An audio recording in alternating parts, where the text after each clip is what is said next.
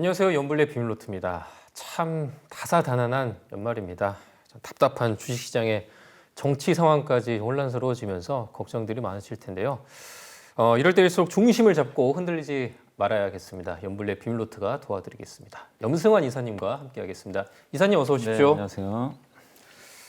이사님도 참 격변의 한 주였죠. 뭐 정말 이럴 수 있나 할 정도로 정말 힘든 것 같습니다. 네, 네. 일단 뭐 이번 주 이슈 또 증시 흐름부터 정리해 보죠. 그러니까 사실 오늘 그 계엄령 선포 전만 해도 증시 분위기 괜찮았거든요. 이제 좀 12월엔 좀 뭔가 희망이 보였는데 그날 이제 밤에 또 대통령의 계엄 선포가 갑자기 이제 나오면서 물론 이제 빨리 해제된 건 좀 다행스러운 부분이 있는데 주식시장의 투자 심리는 어쨌든 좀 싸늘하게 식었다고 보시면 되겠고, 사실 이제 외국인 투자들이 그 전날 주식을 굉장히 많이 샀는데 이제 다음 날 계엄 선포 이후로 증시가 이제 개장되고 나서 공격적으로 좀 매도를 하면서 좀 증시는 다시 좀 무너지는, 그러니까 밑으로 좀 꺾이는 흐름이 나왔습니다. 근데 이게 더 안타까운 건 뭐냐면 미국은 연일 신고가거든요. 그러니까 미국은 끝없이 오르는데 한국은 계속 역주행을 해서 좀 안타까운 상황이고, 또 금요일도 코스닥이 좀 바이오주들이 좀 급락을 하면서 굉장히 좀 심리 자체는 좋지 않은데, 사실 이게 꼭 우리나라가 물론 뭐 안 좋은 부분들도 물론 많이 있죠. 그래서 그런 것 때문에 증시가 안 좋은 것도 있지만 이게 상대적으로요. 지금 미국이 강하고 비트코인이 지금 10만 달러 넘었잖아요. 그러니까 비트코인과 어떻게 보면 좀 코스닥은 또 상관관계가 좀 약간 역의 상관관계인 게, 비트코인 투자하려고 또 코스닥 개별주를 파신 분들도 있다 보니까 이게 상대적으로 이제 암호화폐 하자 이런 게 이제 우리나라 그 코스닥 쪽에도 좀 부담으로 좀 작용을 했던 것 같아요. 그러니까 이런 이제 수급적인 이슈까지 좀 겹쳤고, 또 거기에 이제 지금 정부가 좀 추진했던 밸류업이나 원전주, 대왕고래 프로젝트 이런 건 이제 관련주들이 이렇게 되면 또 이게 후퇴되는 거 아닐까 이런 이제 우려감 때문에 관련 기업들의 이제 주가가 좀 빠졌고, 특히 밸류업 관련주는 금융주가 많은데 여기가 시총이 큽니다. 그래서 증시에도 영향을 좀 안 좋게 작용을 했던 것 같습니다. 어쨌든 이번 주도 시장은 상당히 좀 안 좋았고 6개월 연속 지금 하락하는 그런 좀 악순환이 계속 반복이 되고 있는 것 같습니다. 계엄 사태 좀 더 자세히 얘기를 해보죠. 이제 계엄 선포 바로 다음 날이죠. 수요일에 외국인들이 6,500억 원을 매도를 네. 했습니다. 그렇다면 앞으로 이제 금융시장 변동성이 이제 어떻게 될지가 문제인데 이사님께서 어떻게 보십니까? 더 심해질까요? 저는 뭐 심해진다기보다는 이게 이제 주식시장의 상승을 막을 것 같아요. 왜냐하면 그동안 이제 우리나라 증시는 충분히 빠질 만큼 빠졌거든요. 그리고 이제 과거에도 뭐 탄핵 사건도 있었고 정치 리스크가 있었는데 이제 학습 효과는 있어요. 그 후로 주가 또 올랐던 경우들이 있다 보니까 여기서 뭐 시스템 리스크로 번지지만 않는다면 뭐 버틸 가능성은 저는 높다고 보는데, 좀 문제는 뭐냐면 이게 지금 정치 리스크가 아직 끝난 게 아니잖아요. 아니다 보니까 외국인들의 시각이 중요하거든요. 지금 보면 이제 우리나라도 좀 트럼프가 좀 당선되고 나서 빨리 외교를 해야 되는데 이게 지금 중심축이 지금 없어져 버리게 되면 상당히 좀 이제 힘들어질 수밖에 없는 상황이고, 지금 이런 정치 리스크가 빨리 해결되면 또 모르겠지만 그게 지금 당장 해결된 문제는 또 아닌 것 같고요. 또 거기에 좀 최근에 뉴스 보면 미국의 국방부 장관도 지금 방한하려다 취소해 버리고 지금 벌써부터 좀 외교에 문제가 생기고 있거든요. 이런 것들이 아마 주식시장에 지금 반영이 되고 있는 것 같습니다. 그래서 정치 리스크가 좀 빨리 끝나면 저는 뭐 증시에 큰 영향 안 준다고 보고 있지만 지금 아직까지는 어떻게 될지 좀 불확실한 상황이니까 시장은 좀 계속해서 오르는 것보다는 이제 아래쪽에서 좀 굉장히 답답한 그런 움직임은 좀 계속 나올 것 같고, 그 상황에서 비트코인이나 이런 또 대체제가 있잖아요. 그럼 사람들은 뭐 국장 굳이 여기서 이제 더 희망이 없다고 또 생각하면 팔아버리거든요. 그럼 더더욱 오르기가 더 어려워지니까 이런 부분들은 좀 상당히 좀 아쉬운 부분입니다. 다만 제가 밑을 좀 받칠 거라, 이게 좀 단단할 거라 보는 이유 중에 하나는 아까 말씀드린 데 학습 효과도 있고, 정부가 채권 안정펀드 또 증안펀드 이게 10조 원 정도 투입한다는 얘기가 있고, 또 무제한 유동성 투입, 또 일각에서는 일부 외국계 증권사는 한국은행이 그 지금 금통이 열릴 시기가 아닌데 뭐 긴급 금리 인하할 수도 있다. 그러니까 이 얘기는 뭐죠? 돈을 풀겠다는 얘기잖아요.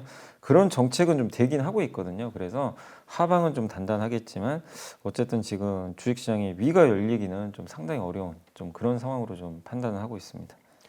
이 이슈가 앞으로 계속 이어질 수 있다는 게 문제인 거잖아요. 네. 오늘 또 저녁에 탄핵 표결이 또 예정이 돼 있습니다. 이게 뭐 통과가 될지 안 될지는 모르겠지만 어쨌든 이 사안도 월요일 주식시장에 반영이 될 거란 말이죠. 이사님께서는 좀 어떻게 보십니까? 근데 시장은요, 이게 뭐 정치적인 걸 떠나서 시장만 딱 보면요, 그냥 빨리 뭐든 빨리 결정되는 게 좋습니다. 뭐 탄핵이면 탄핵이 빨리 결정이 되든가 아니면 아닌 쪽으로 결론이 빨리 나는 게 좋아요. 그래서 그게 빨리 날수록 시장은 이미 왜냐하면 지금 반영을 하고 있기 때문에 그런 불확실성이 어느 방향으로 제거가 되면, 근데 만약에 탄핵이 결정되면 또 새로운 이제 그 대통령을 좀 뽑겠지만 어쨌든 과거에도 그 박근혜 대통령 시절에도 그때 탄핵 결정 나고 오히려 증시가 올라버렸거든요.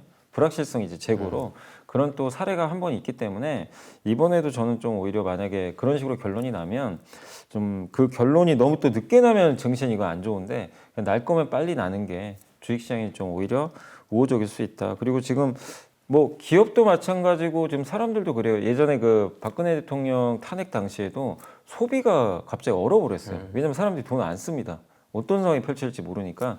근데 막상 이제 탄핵이 결정되고 이제 경선 일자들이 나오다 보니까 이제 그 후로는 오히려 주식시장이 물론 이제 대외 경기 또 그때 좋을 때거든요. 네. 그래서 오히려 상당히 좀 주식시장 호황을 누렸던 그런 이제 기억도 나거든요. 2016년에 이제 탄핵 결정 나고 2017년에 대세 상승장이 나왔어요. 오히려.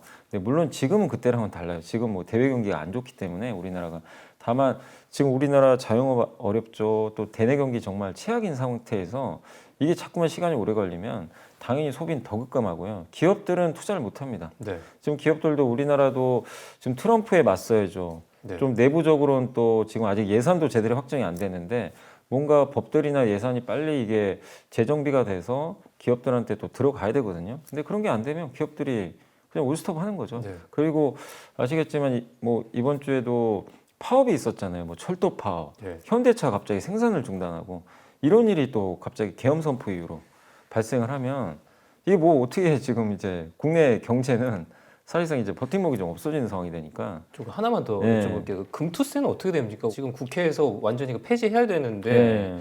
이거 지금 상황이면은 만약 이대로 금투세도 가면 시행으로 뭐 갈 수밖에 없는 거 아닙니까? 국회가 만약에- 마비가 된다면. 맞아요. 만약에 국회가 아무것도 안 하고 그냥 냅둬버리면 네. 그냥 금투세 시행이에요. 왜냐하면 그러니까요. 법이 그렇게 돼 있기 때문에.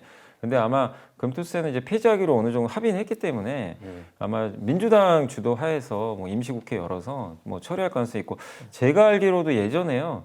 2년 전에도 당시에도 이제 금투세 논란이 좀 있었어요. 시행하니면. 근데 그때 12월 이제 말 거의 다 돼가지고 어쨌든 통과를 시켜버렸거든요. 이제 유예하는 걸로. 그래서 아마 저는 금투세 폐지 쪽은 아마 통과되지 않을까 싶긴 한데, 지금 근데 그런 걸 빨리 하기 위해서라도 결론이 빨리 나야 되거든요. 네. 그래서 뭐 어쨌든 지금 어떤 식으로 결론이 날진 뭐 저도 알 수 없지만 뭐 시장에서는 이 불확실성이 빨리 제거되기를 좀 원하고 있는 거 아닌가 이렇게 좀 판단하고 있는 것 같습니다.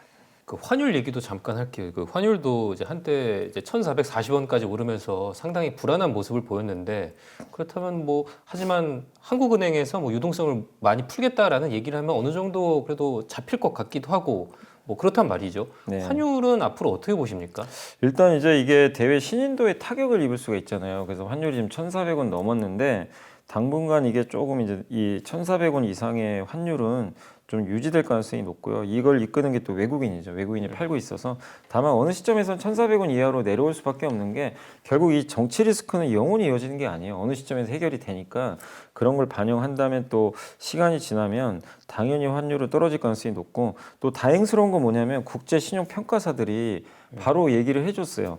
그러니까 이게 그 신용등급 강등이나 뭐 전망 하향이나 이런 건 아직 없다. 그런 거 고려 안 한다. 그래서 이런 부분들은 좀 그나마 다행이고, 근데 이게 국가별 신용 평가할 때 이 정치 안정성이 되게 중요하거든요. 중요한 평가 지표 중에 하나예요. 그래서 이게 만약에요, 이런 정치 리스크가 지금 바로 해결이 안 되고 시간이 뭐 몇 달 또 늦어지면 신용 등급은 안 낮출 겁니다. 근데 전망을 낮출 수는 있어요. 등급을 낮추기 전에 미리 전망부터 낮추잖아요. 그러면 그 전망 낮춘다는 거는 그 다음에 신용등급 강등한다는 얘기예요. 그러면 상당히 우리나라 이제 데미지를 입을 수가 있기 때문에 어쨌든 이 모든 것들, 환율도 여기서 너무 위로 올라가면 또 물가에 또 영향을 줄 수 있기 때문에 이 환율 하향 안정을 위해서라도 이 정치 리스크가 어쨌든 빨리 좀 해결되는 게 가장 중요하다. 그래서 이 정치 리스크만 저는 해소된다면 1,400원 이하로 가는 거는 큰 문제 없을 것 같다 이렇게 생각은 하고 있습니다. 알겠습니다. 좀 답답한 정치 상황 얘기는 이제 여기까지 네. 하고요. 파월 의장이 금리 인하의 신중론을 보였습니다. 미국 경제가 예상보다 강하다 이렇게 얘기를 했는데 약간 좀 속도 조절하는 그런 발언인 것 같기도 해요. 그렇다면 12월 FOMC 때는 동결 가능성이 높아졌다고 봐도 됩니까? 지금 시장의 평가는 뭐냐면요. 갑자기 파월 의장이 좀 금리 인하 안 하는 듯한 약간 발언을 해버린 네. 거예요. 너무 경기 좋다. 그렇게 했는데 근데 어쨌든 지금 시장의 평가는 뭐냐면 12월은 한다라고 대부분 지금 어느 정도 예상은 하고 있습니다. 그러니까 이 발언을 토대로 해서 지금 시장이 평가하는 건 아, 내년에 뭐 예를 들면 4번 할 거를 3번만 할 것 같다. 속도를 줄일 것 같다. 약간 이런 느낌이에요. 그래서 이번 12월 영향은 없을 것 같고요. 다만 내년에 이제 금리 인하를 예상했던 그 부분들이 우리 기대보다는 좀 보폭이 좀 약간 짧아질 수는 있다. 그러니까 천천히 내려갈 가능성이 높다. 이렇게 보시면 되겠고 또 최근에 그 세인트루이스의 무살렘 총재는 아예 이 금리 인하에 대해서는 좀 약간 반대하는 듯한 그런 발언을 했고요. 리치몬드 연은의 박힌 총재도 지금 신중하게 금리 인하를 해야 된다. 이런 좀 얘기들을 좀 하고 있습니다. 그래서 갑자기 좀 연준이 뭔가 지금 다 파월 의장을 중심으로 해가지고 속도 조절을 좀 시사하는 듯한 그런 발언을 한 것 같습니다. 그런데 대부분 또 공통적인 의견은 지금 금리가 너무 높은 건 또 다 인정을 해요. 그래서 일단 12월에 금리는 일단 낮춰놓고 내년은 또 상황을 보면서 금리 동결과 인하 카드를 계속 좀 만지작거리지 않을까 이렇게 좀 보시면 좋을 것 같습니다. 그래서 일단 이 12월 인하 가능성은 한 78% 정도 되니까 12월까지는 큰 문제 없다라고 좀 보시면 좋을 것 같습니다. 트럼프 관세 이슈 다뤄보겠습니다. 이번에는 이제 브릭스 국가들을 트럼프가 때리기 시작했는데 그러니까 중국, 러시아, 브라질, 인도에 100% 관세를 부과하겠다 이렇게 얘기를 했어요. 트럼프가 이렇게 엄포한 배경은 뭐라고 보십니까? 일단 이제 많은 전문가들이 이제 분석한 건 뭐냐면요. 트럼프가 실제 관세 부과하는 것보다는 자기가 얻고 싶은 거 얻기 위한 하나의 이제 수단으로 약간 협박의 도구라고는 표현 좀 그런데 블러핑이다.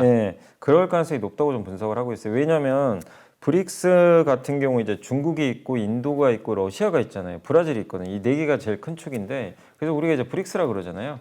근데 여기서 중국은 물론 관세 부과하면 타격 받겠죠. 근데 중국 제외하면요 영향 받을 국가가 없어요, 별로. 왜냐하면 러시아는 어차피 지금 이 무역이 중단돼 있어요. 그래서 러시아는 뭐 미국이 100% 매기나 안 매기나 사실 똑같거든요. 매한 가지고 브라질은 오히려요 미국이 수출하는 국가예요. 그러니까 뭐냐면 우리나라랑 반대로 브라질은 미국이 수출을 많이 하고 브라질 입장에선 미국의 수입을 많이 합니다. 근데 그런 국가에 관세 매기면 당연히 더 미국이 더 피해를 받을 수밖에 없어요. 그러니까 브라질도 사실 효과가 없고 근데 그나마 이제 인도가 좀 애매한데 인도는 근데 미국 입장에서 너무 중요한 국가예요. 중국을 견제해야 되는 국가인데 거기다 그냥 100% 때려버리면 당연히 미국과 인도 사이가 갈라지면 좋아할 국가는 중국이에요. 중국은 좋아하겠죠. 그러니까 이런 외교적인 관점으로 보면 인도를 또 이렇게 그냥 100% 관세 이거 되게 쉽지 않거든요. 그러니까 중국 외에는 이 세 나라가 크게 뭐 이렇게 타격받을 만한 요인들이 별로 없어요. 그래서 이 브릭스 국가를 이렇게 100% 매기는 건 분명히 이건 좀 블러핑이 가능성이 굉장히 높다. 그냥 협상용이다. 이럴 가능성이 높고. 근데 약간 이제 달러를 대체하려는 막 그런 약간 조짐들이 좀 보이잖아요. 뭐 브릭스 통화를 만드니만이 트럼프 입장에서 그게 좀 이제 신경이 거슬린 거죠. 그래서 아예 애초에 좀 그걸 차단하기 위해서 좀 강하게 100%라는 단어를 쓴 것 같고 다만 브릭스나 이런 국가들이 아직까지 여전히 달러를 많이 쓰고 있고 달러의 위상은 물론 예전보다 약해진 건 사실이지만 여전히 달러를 많이 쓰거든요. 그래서 약간 지금 협상용이다라고 보시는 게 저는 좀 맞다라고 일단 판단을 하고 있고 그래서 오히려 이거의 대안으로 나오는 게 요즘에 암호화폐. 네. 그래서 이런 일들이 자꾸 발생하면 각국의 중앙은행이 금을 요즘에 좀 많이 사잖아요. 근데 금 대신에 또 나오는 게 비트코인이잖아요. 그래서 준비 오히려 자산으로. 그래서 이 뉴스 나오고 오히려 비트코인한테 또 우호적으로 작용도 한 것 같더라고요. 그래서 암호화폐 쪽인데 다만 이제 우리나라 입장에서 이런 걸 보고 느낄 수 있는 건 트럼프가 우리나라한테도 저렇게 굉장히 워딩을 세게 할 수도 있어요. 너네 우리나라에서 돈 많이 벌어가지 않냐? 그럼 우리가 해야 될 거는 결국엔 미국 거 많이 사주는 수밖에 없어요. 근데 우리한테 도움이 될 수 있는 방법은 미국 거 사되 에너지 많이 사면 되겠죠. 뭐 LNG라든가 원유를 물론 미국 원유랑 우리나라 원유랑 좀 안 맞을 수도 있는데 가스는 어차피 LNG 수입하면 되거든요. 그래서 에너지 수입을 많이 하면서 미국에 좀 약간 이제 트럼프의 좀 마음을 얻는다면 충분히 대응 가능하고 유럽에서도 뭐라 그랬냐면 그 EU 집행위원장이 미국산 LNG 수입 확대해서 제한하겠다. 그리고 러시아산 미국산으로 대체하겠다. 이렇게 지금 협상 카드를 꺼내고 있어요. 그러니까 우리도 그런 쪽으로 아마 협상을 한다면 좀 잘 풀릴 수 있지 않을까 이렇게 생각도 하고 있습니다. 우리나라 11월 수출 데이터가 나왔는데요. 1년 전보다 1.4% 증가했는데 예상보다 좀 부진했다는 평가들이 지배적이에요. 하지만 또 우리 수출의 이제 선행 지표라고 하는 미국 ISM 제조 PMI는 또 시장 예상치보다 높게 나왔단 말이죠. 네. 어떻게 보십니까? 그러니까 지금 현재 수출만 보면 되게 안 좋고요. 지금 일평균 수출이 3.6%, 반도체하고 선박 제외하면 마이너스예요. 마이너스 5점이니까 사실상 역성장 시작됐다라고 봐도 무방할 정도로 안 좋고, 지금 최근에 또 안 좋은 게 반도체가 좋아요. 반도체 아직 좋은데 비반도체 있죠. 이거랑 괴리가 너무 벌어집니다. 그래서 지금 상당히 내용도 좀 좋지 않은 상황인데, 이 상황에서 그나마 좀 다행인 게 ISM 제조 PMI가 우리나라 수출의 선행 지표예요. 물론 아직은 경기 확장을 나타내는 50은 돌파를 못했지만 지난달에 46.5에서 이번에 48.4까지 올라왔고, 특히 신규 주문 지수가 50을 넘었어요. 이게 8개월 만에 돌파했거든요. 이 신규 주문 지수가 늘어나잖아요. 그러면 이제 나중에 몇 달 후에 수출까지 늘어나는 그런 현상들이 과거에 많이 나왔기 때문에 분명히 ISM 제조업 지표의 반등은 상당히 반갑습니다. 그래서 지금 우리나라가 수출 데이터나 이런 걸 보면 앞으로 안 좋을 겁니다. 당분간 몇 개월 정도 좀 안 좋겠지만 선행 지표가 좋게 나왔기 때문에 너무 이 부분을 우리가 좀 부정적으로 볼 필요는 없을 것 같고, 다만 이제 이런 상황에서 지금 갑자기 우리나라 정치 리스크가 터지다 보니까 좀 약간 지금 투자들이 좀 불안해하고 있는 거죠. 뭐 수출도 이미 꺾이고 있는데 이게 과연 내년에 살아날 수 있을까, 그런 좀 불안감은 있지만, 그러나 미국의 이런 주요 지표들이 사는 건 긍정적이고요. 또 특히 ISM 이제 제조업 지표, 이렇게 그 지표를 이제 조사할 때 주로 이제 설문조사를 하게 되는데, 거기에 컴퓨터 전자제품 담당자들이 뭐라고 했냐면 18개월간의 침체기가 이제 끝나고 주문 잔고가 급격히 증가하고 있다. 그러니까 되게 안 좋았어요, 사실 그동안. 근데 이제 처음으로 좋아지는 걸 지금 멘트를 날리고 있거든요. 또 거기에 전기장비, 가전제품 관련된 회사들 그 구매 담당자는 뭐라고 했냐면, 마침내 지난 몇 주 동안 주문량이 증가하면서 견인력을 보이고 있다. 주문 잔고가 드디어 늘어났다. 반도체 수요가 좀 늘 수 네, 있는 그러니까 거네요. 이게 선행 지표니까 이들이 얘기했다는 건 몇 달 후에 이런 이제 반도체나 IT 제품들의 수요가 늘 수 있다는 얘기거든요. 그래서 이런 희망적인 부분도 분명히 있거든요. 그래서 사실 이거 ISM 지표 발표한 다음 날 우리나라 증시가 그날 사실 급등했어요. 급등하고 외국인이 5천억 산 날입니다. 근데 안타깝게 또 다음 날 안 좋은 뉴스가 나와서 다시 팔아버렸지만, 어쨌든 이 지표는 어디 도망가는 게 아니니까 분명히 이런 지표는 우리나라 증시에도 나중에 또 좋게 작용하지 않겠냐라고 생각은 하고 있습니다. 미국 증시는 이번 주에 연일 신고가를 경신을 했습니다. 근데 이게 뭐 산타 랠리 때문인지 아니면 단기 과열인지 판단이 쉽지가 않은데요. 이런 상황에서 이좀 고평가 부담이 있다 보니까 지금이라도 들어가기가 망설여진다는 좀 의견도 있어요. 이사님께서는 어떻게 보십니까? 일단 이제 미국 증시가 고평가됐다는 얘기는 계속 나와요. 뭐 나오는데 뭐 근데 끝도 없이 올라가고 있어서 맞아요. 예, 대단한 건데, 근데 이유는 여러 개가 있겠죠. 일단 미국이 이렇게 올라가는 거는 결국 첫 번째가 기업들이 이익이 너무 좋고요. 두 번째가 미국이 다른 나라보다 경기가 좋은 상황에서 트럼프가 당선되면서 미국 우선주의가 더 강화되면 당연히 미국은 더 좋겠죠. 그래서 미국 기업들이 어쨌든 이제 규제 완화 수혜도 받을 가능성이 높기 때문에 친기업가가 어쨌든 이제 대통령이 된 거니까 이 부분을 좀 반영하고 있고, 또 거기에 지금 이제 미국 같은 경우는 AI 선도 국가인데 실제 이제 그런 얘기가 많았잖아요. AI 가지고 도대체 뭘 활용해서 돈을 번다는 거지. 이 의문부호가 되게 컸는데, 최근에 이번에 이제 실적 발표하는 기업들 보면은 AI를 이용해서 돈 버는 기업들이 실제 나와주고 있거든요. 그래서 AI가 생산성을 올리는데 진짜 기여를 하는 게 데이터로 보이니까, 이거는 이제 미국이 지금 제일 잘하는 부분이거든요. 그러면 이게 일시적인 게 아니잖아요. AI가 가속화되면 더 높은 생산성을 일으킬 거고, 기업들의 비용은 더 줄면 그게 어떻게 될 거예요? 마진이 올라가고, 그럼 돈을 더 많이 벌면 그 돈을 주주들한테 더 나눠주겠죠. 그럼 주식시장은 더 좋을 수밖에 없거든요. 그러니까 이런 것들이 잘 어쨌든 어우러지다 보니까 신고가를 좀 내고 있는데, 다만 이제 파이낸셜 타임즈에서도 뭐라고 했냐면, 글로벌 증시에서 지금 미국의 시총 비중이요. 저도 데이터 보고 너무 놀란 게 전 세계 70%래요. 전 세계 70%가 미국 증시예요. 그러니까 이건 정말 어마어마한 수치인데 1980년대가 30%였거든요. 그러니까 엄청나게 지금 미국이 다 가져간 거죠. 그 얘기는 뭐냐면 반대로 다른 국가들은 철저하게 지금 배제돼 있다는 얘기예요.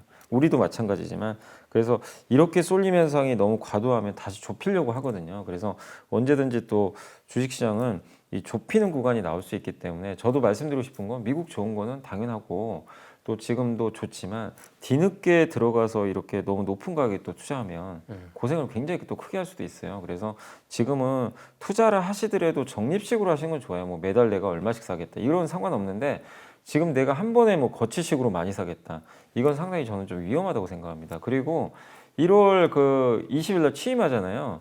보통 취임 전까지는 보통 이게 좋아요. 허니문 기간이라 그래서 좋은데 막상 취임하면 또 그게 일단 일단락 되거든요. 그래서 1월 20일 전후로는 또 변동성이 커질 수 있으니까 저는 오히려 미국이 한번 좀 크게 흔들릴 때 그때를 한번 기다리시는 게 낫지 않나라고 생각을 하고 있습니다. 월가 이제 대표적인 비관론자라고 하죠. 데이비드 로젠버그가 백기투항을 했다라는 또 보도가 있었습니다. 이건 어떤 내용이고 이제 어떤 의미가 있을까요? 일단 이제 뭐 곰의 탄식이라는 제목의 보고서를 실제 썼어요. 이분이 이제 대표적인 비관론자인데 로젠버그 리서치라고 이제 불리죠. 근데 지난 2년 동안 굉장히 좀 안 좋은 이제 그 얘기들을 쓴 거죠. 근데 이제 자기네 예상과 반대로 시장은 엄청난 호황이었고 그래서 강세장이 이제 충분히 오래 되었기 때문에 잘못된 쪽에 서 있던 우리는 이제 다른 전략을 채택하는 걸 고려해야 된다. 이 말에 나와 있죠. 바로 답이 나왔습니다. 이제 백기투항을 했다고 좀 보시면 될 것 같고요. 물론 수건을 던지는 건 아니지만 어쨌든 시장의 메시지를 받아들이고 해석하려고 하고 있다. 이렇게 보시면 되겠고. 근데 월가에서 평가하는 건 뭐냐면 그가 이제 태도를 바꾼 건 AI 때문이라고 합니다. 왜냐하면 AI를 이제 좀 간과했던 거죠. 미국의 생산성이 이렇게 올라간 거. 근데 AI를 통해서 지금 막대한 돈을 버는 건 아닌데 앞으로 AI를 통해서 막대한 돈을 벌겠죠. 근데 그게 숫자에 지금 나오지는 않잖아요. 명확하게 뭐 몇 년 후에는 얼마를 벌겠지만 지금 당장은 버는 돈이 그렇게 많지 않을 수도 있거든요. 근데 그거를 그러면 우리가 밸류에이션 지표 PER로 딱 보면 너무 비싸요. 그래서 이제 미국 증시 고평가 얘기가 나오는데 다만 그 후에 있을 AI 혁신으로 인한 돈 버는 건 이 PER에 지표가 안 나와 있기 때문에 이걸 좀 사실은 좀 너무 간과했던 거 아닌가 이렇게 좀 보고 있는 것 같습니다. 거기에 또 트럼프가 어쨌든 친기업가이기 때문에 이 정책도 결국 계속해서 미국 기업에 우호적으로 작용할 수밖에 없고 예, 그래서 아마 이 AI나 트럼프 정책에 대한 이런 부분들을 고려해 본 결과 이 굉장한 약세론자도 결국엔 좀 백기투항을 한 게 아닌가 이렇게 좀 보여지고 그래서 미국 증시에서 이제 사실상 남아있는 그 약세론자가 거의 없거든요. 예, 근데 그렇지만 이건 또 좋은 신호는 아니죠. 약세론자가 다 돌아서면 주식시장에 항상 또 고점을 찍었던 경우들이 몇 번 있다 보니까 좋은 신호는 아니지만 그만큼 여기서 이제 핵심은 미국이 비싸냐 이런 것보다도요. 결국 이분도 이 의견을 바꿨던 이유는 뭐냐면 결국 AI예요.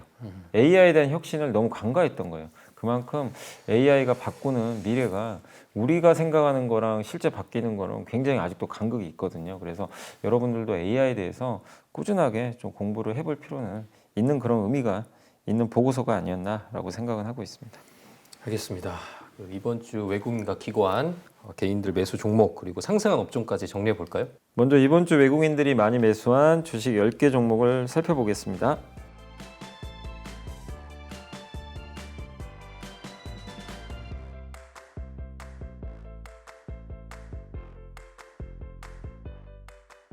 이번에는 기관들이 이번 주에 많이 담은 10개 종목을 알아보겠습니다.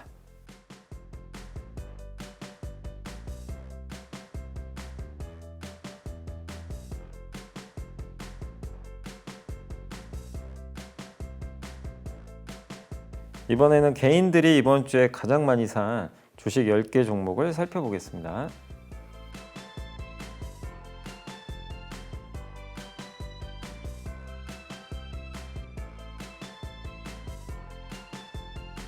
이번에는 이번 주 상승한 10개 업종을 살펴보겠습니다.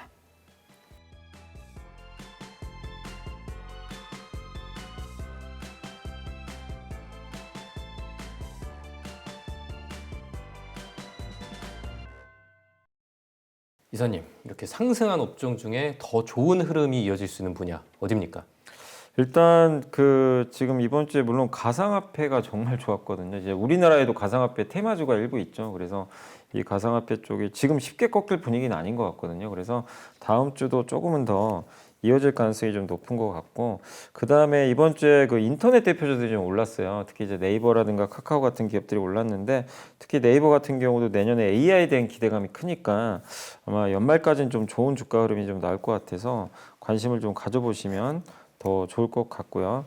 그리고 또 한 가지가 이제 이 화장품 쪽에 오늘 이제 이번 주에 굉장히 좀 오랜만에 좀 급반등하는 그런 모습이 나왔는데, 특히 화장품 수출 데이터가 좀 괜찮았습니다. 그래서 이게 일회성 요인은 또 아닌 구간에 있기 때문에, 특히 또 미국 수출을 워낙 또 잘하고 있는데, 화장품은 그러면 이제 이런 좀 약간 우려는 하세요. 관세 부과 때문에 미국에. 근데 화장품 우리나라 수출하는 것들의 제품들 단가가 낮기 때문에 관세 영향 자체가 그렇게 크진 않거든요. 그래서 화장품 업종도 한번 눈여겨보시면 계속 좋을 것 같습니다. 그래서 다음 주까지 해서 뭐 가상화폐, 인터넷, 화장품 이런 업종들은 좀 주목해 볼 필요는 있는 것 같습니다. 알겠습니다. 제 마지막 순서죠. 염이사님이 선정한 이번 주의 보고서 어떤 주제입니까?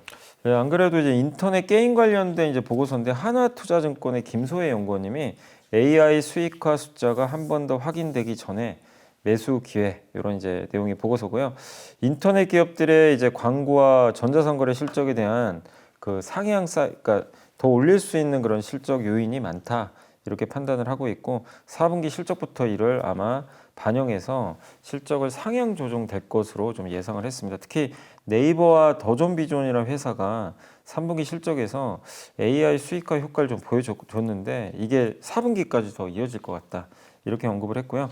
네이버의 25년도 이제 서치 플랫폼, 이제 검색 플랫폼이죠. 그리고 전자상거래 매출이 뭐 일단 검색 쪽은 4.23조, 그 다음에 전자상거래는 3.29조 원 정도로 지금 추정을 하고 있는데, 특히 AI를 여기다 이제 접목을 해가지고 성장이 좀 굉장히 크게 나올 것 같다라고 좀 언급을 해줬습니다. 그리고 더존비주어는 이제 중소기업들 대상으로 해가지고 뭐 예전에 세무회계라든가 이런 이제 프로그램을 만들어서 이제 공급하던 그런 기업인데, 얼마 전에 AI 또 소프트웨어를 개발해서 지금 이제 공급을 하고 있거든요. 근데 AI 이제 전환 속도가, 주요 이제 타겟 고객이 이제 세무회계사무소인데, 성수기 시즌이 25년 1분기라고 합니다. 보통 그때 아마 훨씬 더 매출이 가팔라지지 않겠냐, 이렇게 보고 있습니다. 그래서 AI 탑재하면서 가격 올라갔고 성수기까지 다가와서 좋은 실적을 낼 걸로 전망을 했기 때문에, 이 AI 소프트웨어 관련해서는 네이버하고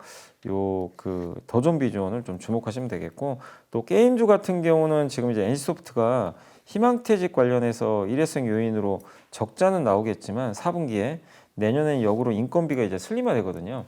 그래서 좋은 좀 주가 흐름을 좋은 이제 실적을 좀 전망을 해주셨고, 컴투스는 실적과 밸류가 바닥을 찍었고, 1월부터 일본 프로야구 라이징 마케팅이 이제 시작이 되니까 주가의 모멘텀이 될 것 같다. 그러니까 신작 모멘텀이 나온다는 거죠. 그래서 이런 기업들을 한번 주목하자라고 좀 언급을 해줬습니다. 특히 인터넷 게임은 아무래도 내수 업종이 좀 이고, 트럼프도 영향을 좀 덜 받는 업종이잖아요. 그래서 한번 주목하자는 그런 의견으로 보시면 좋을 것 같습니다.